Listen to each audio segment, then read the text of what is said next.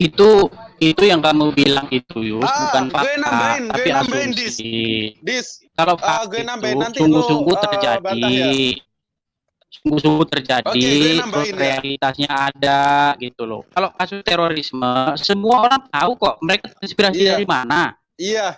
Suruh mereka Iya, pengen gue membunuh, tahu inspirasi bunuh mereka diri, dari ngebom mana. masjid. Dari Iya. mana coba? Gue tahu mereka terinspirasi. Oke, lo diam dulu ya. Al-Quran menegaskan ya, barang siapa membunuh satu orang saja, kalau orang itu tidak melakukan kesalahan, maka seolah-olah dia akan membunuh manusia seisinya. Dan barang siapa menghidupi satu orang saja, maka seolah-olah orang itu akan menghidupi manusia di bawah kolong langit ini. Ya, di dalam Al-Quran juga tidak ada kisah yang menarasikan. Sabar, let me finish. Di dalam Al-Quran juga tidak ada kisah yang menarasikan bahwa ada cerita di mana dia itu bunuh diri, lalu orang sekitarnya mati. Gak ada di Al-Quran. Tetapi ironisnya, di Bible ada kisah yang narasinya di mana dia bunuh diri, lalu orang sekitarnya mati. Dan kisah itu dibenarkan oleh Tuhan.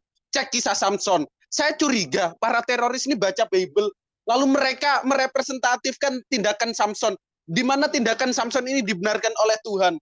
Gue curiga itu, Dis. Coba deh Bible itu dibuang atau dibakar, pasti nggak mungkin terinspirasi mereka dari kisah Samson. Jadi gini ya, jadi golongan Islam itu ada dua. Satu, golongan Islam yang kafah. Yang kedua, golongan Islam yang setengah-setengah.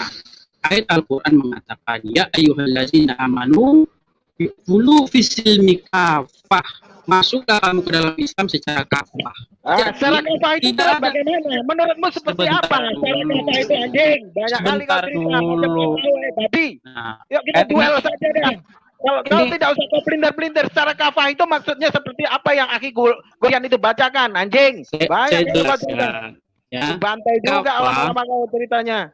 Macam itu artinya 100%. Jadi tidak ada perintah jadi Islam itu 90,9% atau 90%. Jadilah Islam yang 100%. Nah, keroyokan lagi ini. Anjing kok jangan bener-bener ayat kok. Keroyokan lagi. Yang pasti ayat yang ada yang dimana menarasikan bahwa orang bunuh diri lalu sekitarnya mati ini itu loh, ada di Bible. Gue curiga ya. Sekarang terinspirasi di Bible. Ini film terinspirasi dari kisah nyata dan dapat Oscar ya. 12 Slave of ya. Kau nonton ini mungkin bisa buka otak kalian ya, Bani Oten. Ya, ini film yang luar biasa ya. Mana ya? Oh nih. Ya, 12 Slave. Yang main Benedict Cumberbatch, dan yang Negroni satu yang lumayan terkenal ya. Jadi mereka ini budak-budaknya, dan dia tiap hari Minggu membacakan Bible. Budaknya untuk berdoa bersama di halaman rumah. Eliza selalu menangis dan membuat istri Ford tidak tahan dengan depresinya. Jadi jelas ya, diambil dari kisah nyata. Ya, ini film yang menang Oscar. Jadi di sini jelas kalau dikatakan, dan mereka mengakui ya, saya pernah nonton dia punya review dari produsernya, dan mereka mengumpulkan bukti kalau memang zaman dulu tuh orang Afrika tuh dijajah dengan Alkitab. Jadi mereka walaupun di peternakan atau di kebun yang begitu luas, orang Afrikanya ada ratusan ya, sedangkan pemiliknya tuh cuman bosnya, istrinya, anak-anaknya ya, tapi mereka nggak bisa melawan karena memang dari kecil udah dibilangin, ini takdir kalian jadi budak, ini takdir kalian, karena memang nenek moyang kalian sudah ditakdirkan untuk menjadi budak dari keturunan nenek moyang kami, karena ini perintah Tuhan. Ya, jadi jelas gitu. Oke, mungkin dari Bang Alayubi saya balik ke tema aja dulu, ya. Bagaimana seorang bocah ya, saya terserah mau bilang bocah atau enggak, tapi dia udah kerja gitu. Edis bilang ini karena dia belum bisa berpikir. Padahal dia udah kerja, ya udah dewasa. Apakah kita bisa bilang juga kalau dia membunuh orang, misalnya gini, dia membunuh orang, oh nggak bisa ditangkap lah, dia kan masih bocah gitu. Jadi ukuran orang bisa bertanggung jawab nih bagi Edis abu-abu gitu.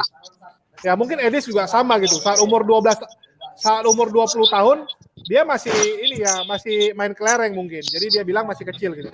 Oke, dari Bang Ryan korbannya coba. Oh diem aja kok Edis, aduh, kok diem aja, monyet kok kadang-kadang nggak jelas ya. Silakan Bang Ryan, tanggapannya terhadap pemuda ini yang mengajak membantai orang Palestina. Yang jelas gini, Julius ya, dia itu bukan anak-anak lagi ya. Kalau dia sudah bekerja, bahkan sudah memegang KTP, jelas dia sudah menanggung konsekuensi hukum yang berlaku di negara kita ya. Jadi apapun alasannya, dia harus diproses secara hukum ya. Karena satu, menodai ujaran kebencian terhadap suatu ras, bangsa, dan negara yang diakui oleh dunia ya. Bagaimanapun juga dia harus mempertanggungjawabkan. Karena apa? Hubungan diplomatik antara Palestina dan Indonesia itu jelas ada. Dia berarti tidak mengetahui bagaimana hubungan baik antara Indonesia dan Palestina itu terjalin sebelum Indonesia ini merdeka gitu loh. Jadi ini anak, bukan anak-anak ya, ini orang harus diproses secara hukum. Ya, bukan untuk dinasihatin karena dia umurnya bukan di anak-anak ya, yang artinya masih sekolah. Dia sudah bekerja, pola pikir dia sudah dipertanggungjawabkan gitu loh. Jadi apapun alasannya sudah tepat pihak kepolisian untuk menahan dan memproses secara hukum supaya dia ada jerat hukum yang apa ya, yang berlaku ya.